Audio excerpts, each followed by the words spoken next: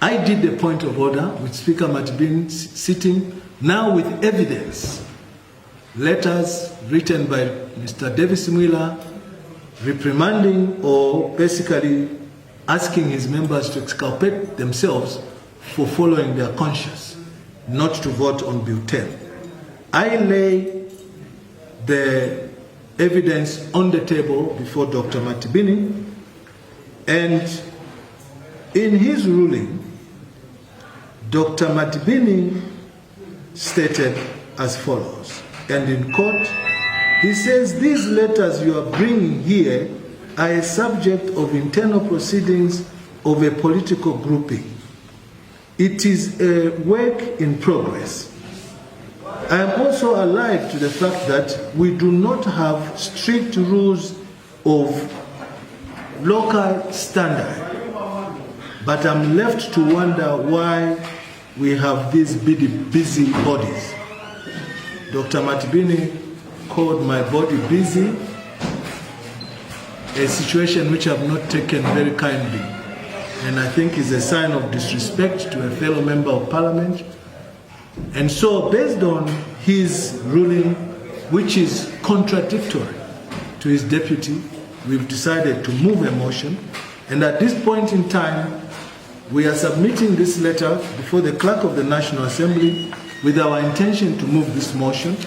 And the only thing we are doing now is to make sure that we have collected enough signatures, a process which we have already started.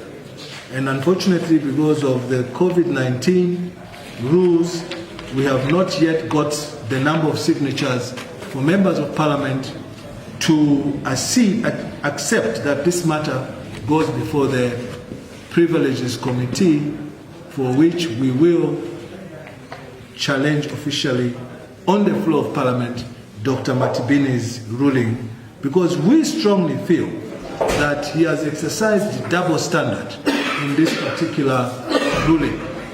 We think that from where we stand, Ms. Namugala, Honorable Catherine Namugala, followed the procedure and the rules to the letter, that in the absence of evidence, there's no way she could have gotten involved in a matter such as what Honorable Mwimbu raised.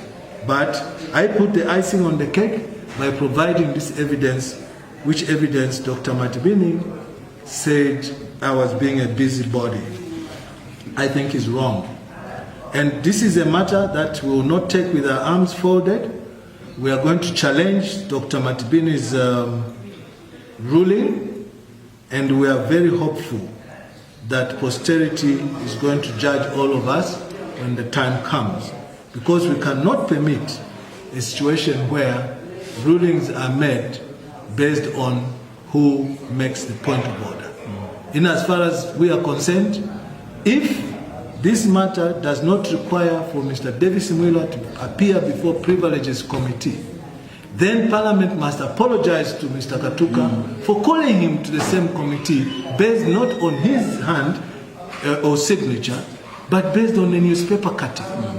And we think that Mr. Katuka has been unfairly treated, his time wasted by being called to the Privileges Committee on a mere allegation as reported by a newspaper.